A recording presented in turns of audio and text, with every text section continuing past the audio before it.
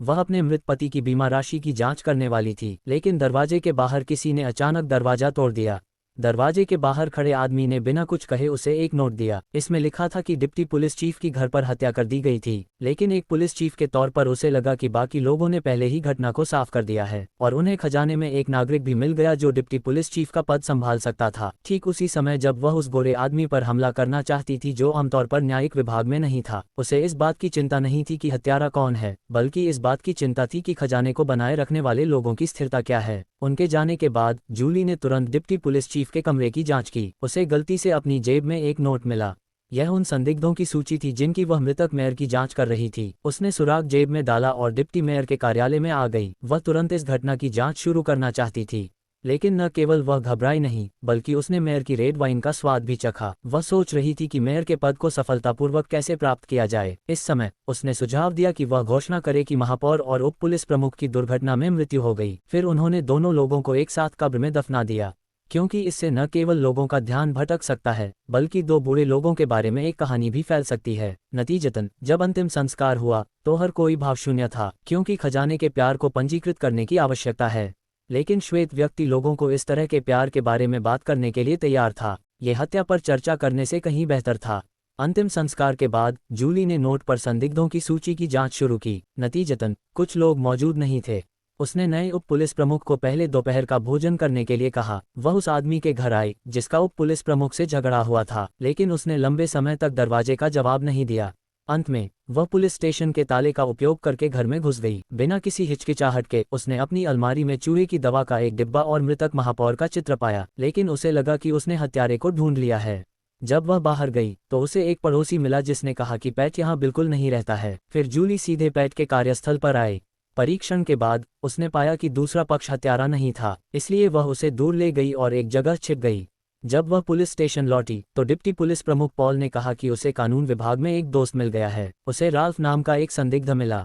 होशियार जूली हत्यारे की रखवाली करने के लिए पैट के घर आई। वह आदमी उन्माद में घर से बाहर भाग गया। इस समय वह खजाने में मैराथन दौड़ से मिला। दोनों ने उन प्रतियोगियों से मुलाकात की जो ऊपर और नीचे भाग रहे थे। आदमी ने अराजकता का फायदा उठाकर उसके शरीर को घसीटा और उसे सीढ़ियों से नीचे फेंक दिया और उसे हवा से मारने की कोशिश की। जूली ने संघर्ष करते हुए दूसरे पक्ष की उंगली तोड़ दी। दर्द ने दूसरे पक्ष को हार मानने पर मजबूर कर दिया, लेकिन सीढ़ियों के किनारे कोई गढ़ नहीं था। जब वह गिरने ही वाला था तो दो प्रतियोगियों ने उसे खींच लिया। जो आदमी दूसरी तरफ भाग गया उसने कानून विभाग का दरवाजा खटखटाया। दरवाजे के पीछे से रोशनी निकली। उन्होंने चेतावनी दी कि केवल उनके छात्र ही इस दरवाजे से प्रवेश कर सकते हैं, और इस दरवाजे के पीछे क्या है ये किसी को नहीं बताया जा सकता, जिसमें उनका परिवार, पत्नी और दोस्त शामिल हैं।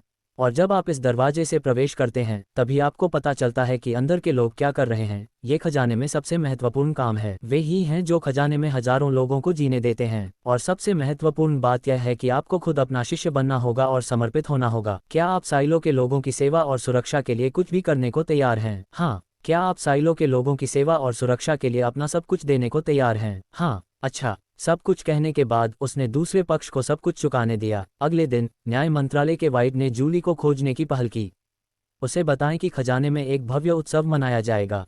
उसे जमीन पर गार्ड की व्यवस्था करने की जरूरत है, और उसे बताएं कि वह पहले गलत थी। मूल रूप से वह समझ नहीं पाई कि ब्लैक ने उसे पुलिस अधिकारी बनने के लिए क्यों कहा। अब जब वह मामलों को सुलझाने में उसकी क्षमता देखती है तो वह समझना चाहती है। कुछ महीनों में जब वह कुछ समय के लिए मेयर थी तो वह किसी भी समय उससे बात कर सकती है यदि उसे मदद की जरूरत हो। कुछ देर सोचने के बाद उसने कहा कि वह 2 दिन की छुट्टी मांगना चाहती है। उसने मैकेनिकल डिपार्टमेंट से कुछ निजी सामान लिया। जब वह केंद्र में हॉल से गुजरी तो उसने एक आदमी को बाहर आसमान की ओर इशारा करते हुए पाया, इसलिए वह पूछने गई। उस आदमी ने कहा कि लंबे समय तक बाहर तारों वाले आकाश को देखने के बाद उसे एक पैटर्न मिला। आकाश में तारे एक चक्र में चलते हुए प्रतीत होते हैं। उसने आदमी के रिकॉर्ड की तस्वीर की तुलना बाहर के तारों वाले आकाश से की। जैसा कि उम्मीद थी, आदमी सही था। यह एक ऐसा रहस्य है जिसे आज तक कोई नहीं खोज पाया है। केंद्र में हॉल छोड़ने के बाद जूलियन ने सीधे सुरंग का अनुसरण करते हुए खजाने के सबसे गहरे हिस्से तक पहुंच गई। वह, जो कार से परिचित थी, कोने से नीचे बैठ गई।